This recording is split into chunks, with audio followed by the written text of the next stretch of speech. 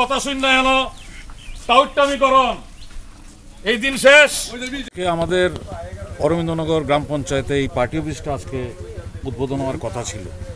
পাশাপাশি আজকে বিজেপি দল ভেঙে আরও অন্তত শতখানেক লোক আমাদের দলে যোগদান করার একটা প্রোগ্রাম কর্মসূচি নেওয়া ছিল আগে থেকেই।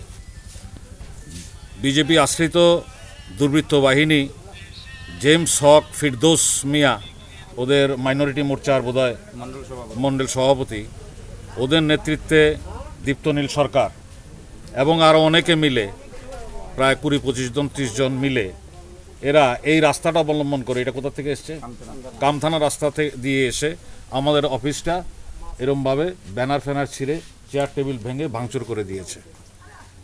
ভাঙচুর করে মহিলার গায়ে হাত দিয়েছে, যিনি এই এলাকার প্রধান এবং কিছুদিন আগে কংগ্রেস দলে যোগদান করেছেন, ওনার গায়ে স্পর্শ করেছে, শ্লীলতাহানি করেছে এবং আমাদের কিছু এখানে যারা আমাদের কর্মী সমর্থক ছিল তাদেরকে আক্রমণ করেছেন। তারা ভয়ে পালিয়ে গেছে।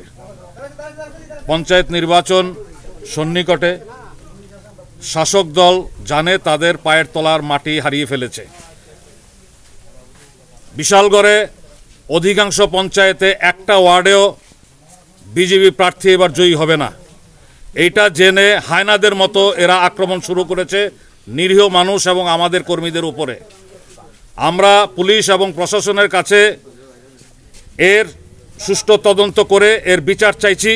দোষীদেরকে যদি 24 ঘন্টার মধ্যে আপনারা গ্রেপ্তার না করতে পারেন এবং উপযুক্ত শাস্তি প্রদান না করতে পারেন, তাহলে এই পরিস্থিতি যদি আরও ভয়াবহতার দিকে যায়, এর জন্য রাজ্য প্রশাসন এবং পুলিশ প্রশাসন দায়ী থাকবে। এর জন্য আমরা দায়ী না। আমরা আর কত মার খাবো? মার খেতে খেতে আমাদের পিঠ দেয়ালে ঠেকে গেছে। এখন কিন্তু আমরা ছেড়ে কথা বলবো না। এখন দিল্লিতে ওদের সরকার নেই। পুলিশ যা খুশি তা করতে পারে না, পুলিশ মিথ্যে মামলা নিতে পারে না। এটার একটা বিহিত হবে এবার। আমাদের পার্টি অফিস এর আগেও 2023 নির্বাচনের আগে আমাদের পার্টি অফিসে অগ্নিসংযোগ করেছে। আমাদের উপর পুলিশ টিয়ার গ্যাস সেল এবং বুলেট নিক্ষেপ করেছে। কার অঙ্গুলি হেলনে? এই দলদাস পুলিশ। ওদেরকে আমি, একটা শ্রেণীর পুলিশ দলদাস হয়ে কাজ করছে, ওদেরকে আমি সতর্ক করে দিতে চাই যে এটা কিন্তু শেষ না। এই অরবিন্দনগর পার্টি অফিস ভাঙ্গাটা একটা শুরু হলো, সূত্রপাত হলো। পঞ্চায়েত নির্বাচন যদি আপনারা সুষ্ঠুভাবে করতে না দেন, তাহলে কিন্তু আমরাও কিন্তু রুখবো। সমস্ত সন্ত্রাস আমরা রুখার মতো ক্ষমতা রাখি। বিশালগড় আমরা সমস্ত যে কোনো ধরনের সন্ত্রাসমূলক আচরণ আমরা রুখার মতো ক্ষমতা রাখি। যদি পুলিশ প্রশাসন না পারে, তাহলে পুলিশকে হাতে চুরি পরিয়ে বসে থাকতে বলুন।